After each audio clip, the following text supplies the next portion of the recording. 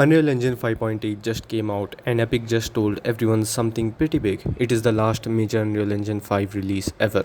They're going to move on to Unreal Engine 6, which is targeting early access sometime in early 2027. So 5.8 isn't just another update, it is Epic's final word on Unreal Engine 5. And they packed it. New terrain systems, full body mocap from a webcam, thousands of metahumans on screen at once, and an AI plugin that can talk to your project directly. So I'm gonna back down to what actually matters, and at the end I'll show you exactly what I'm putting into my own horror project called Black Pines. So yeah, let's get into it.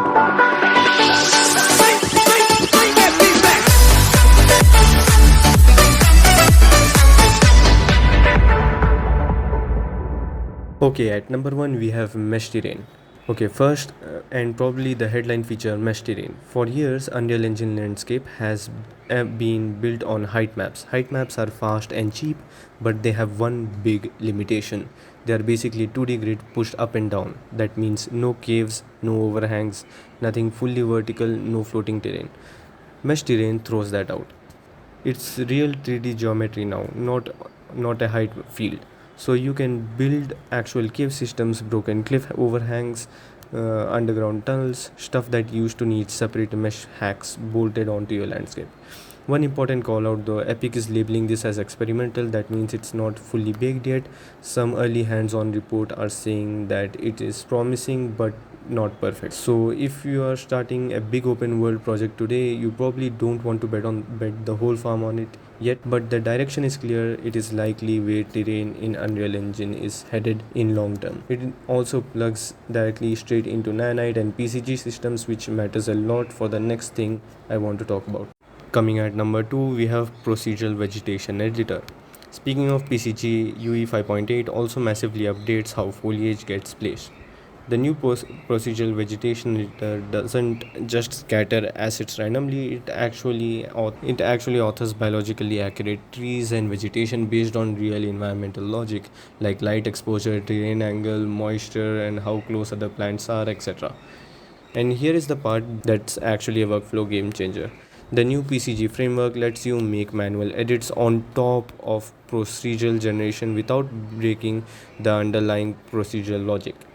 So you get the speed of procedural generation, but you are not locked out of getting and hand tracing a tree exactly where you want it. Previously, a lot of engines force you to pick one or the other. For anything open world, survival, or horror, these forests and overgrowth do a ton of atmospheric work that is a big time saver. Now, coming at number 3, we got MegaLights. Now, this is production ready.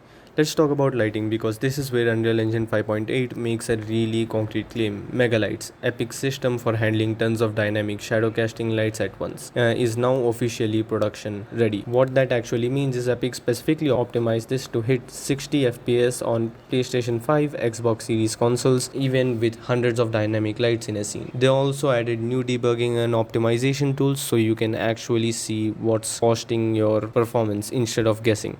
If you have ever tried to do this in a scene with tons of flashy lights, lanterns, or moving light sources, torchlit corridors, a flashy light horror level, you know that MegaLights going production ready basically says Epic trusts this enough now to put it in a shipped game.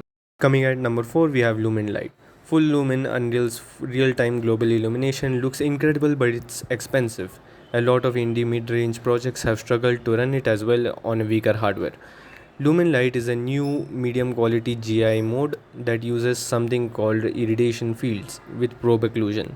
Basically a cheaper way of approximating the same lighting results. It runs about twice as fast as the full quality Lumen, and it's actually now the default lighting mode for current generation handhelds. They specifically called out the Switch 2 handling 60 FPS with it. So if you have been avoiding Lumen because of performance, this is Epic's answer to that complaint. Now coming at number 5, we have MetaHuman Crowds.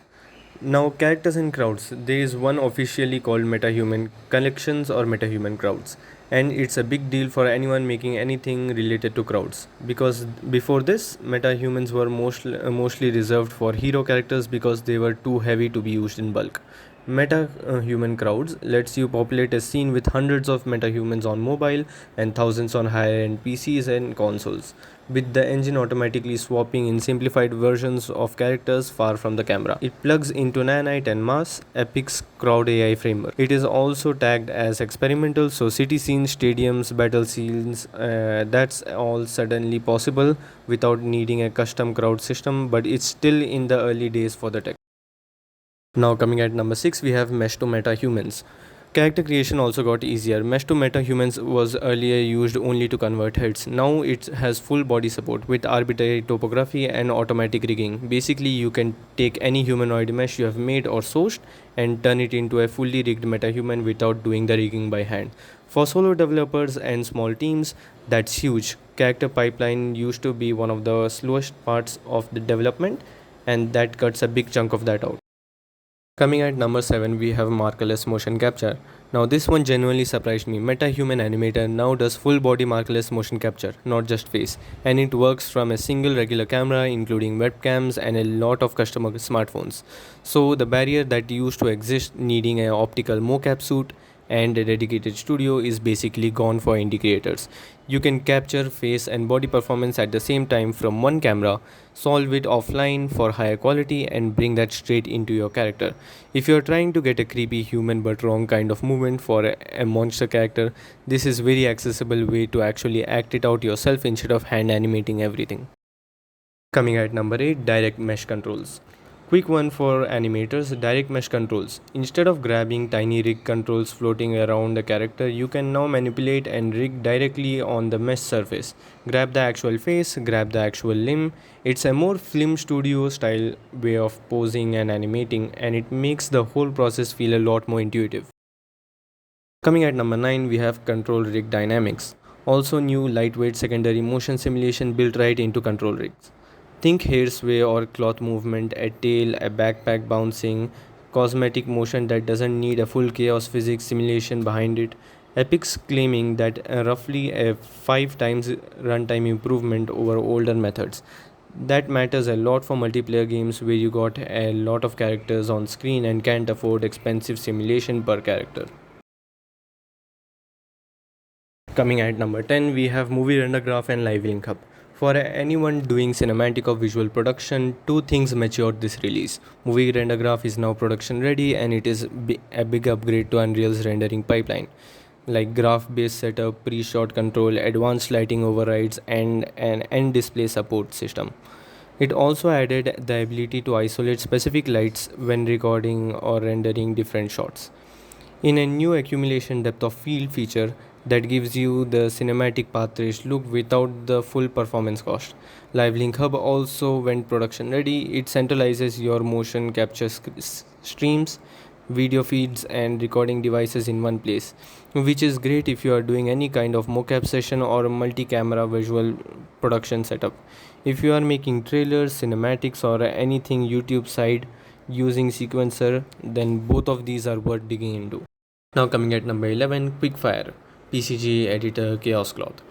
A few smaller but genuinely useful wins. Chaos Cloth and Dataflow are now production ready and more stable, more modular cloth and destruction simulation. The editor itself got new gizmos and manipulation tools clearly inspired by Blender and Maya, faster and more precise object manipulation.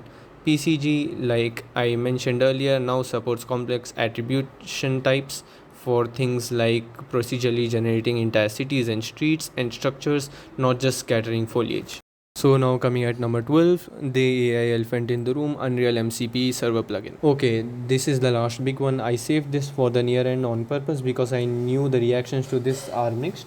Unreal 5.8 shipped to an experimental Unreal MCP server plugin. MCP stands for Model Context Protocol.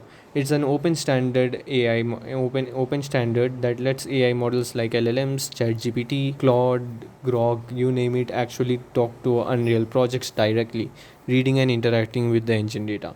To be clear, this isn't Epic replacing developers with AI. It's a gateway that lets you plug AI assistant tools into repetitive parts of your workflow. Things like asset organization, accelerating some blueprint work, automated testing. It's still experimental and clearly early, but it's a real signal to where engine tools are heading industry wide. I'm not going to pretend that I know exactly how useful this will be yet, but I think we'll know a lot more in the next 6 months when people actually start building real tools on top of it.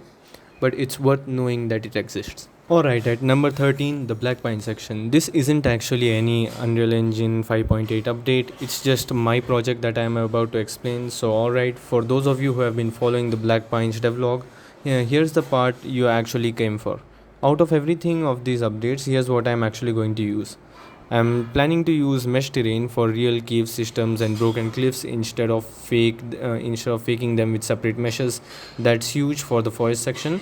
Procedural vegetation editor, denser and more natural looking forest without me hand placing every tree. So yeah, that is going to be a lot better. Even MegaLights, the flashy lantern heavy scenes without destroying the frame rate. I'm trying to use that. Lumen Lite as well, because anyways the scene is completely dark. There is very little light here, so yeah, using Lumen Lite will be a better option for me. And I don't know, maybe even Markerless mocap, I will try that. I most probably, in most of these things I won't directly use in my project. First I'll try them in different projects. That's kind of how you guys should also do it if you are just trying out these things. That's everything new for Unreal Engine 5.8, and since this is the last major update Unreal Engine 5 released before Unreal Engine 6 shows up sometime in 2027, it's a pretty good snapshot of what's about to come in the future engine. And this is basically most mature. If you want to see any of this actually apply, mesh terrain, MegaLights and mocap and stuff, let me know in the comments which one you want to do a deep dive on, and I'll probably test it live on Black Pines. Subscribe if you want to follow that. See you in the next one.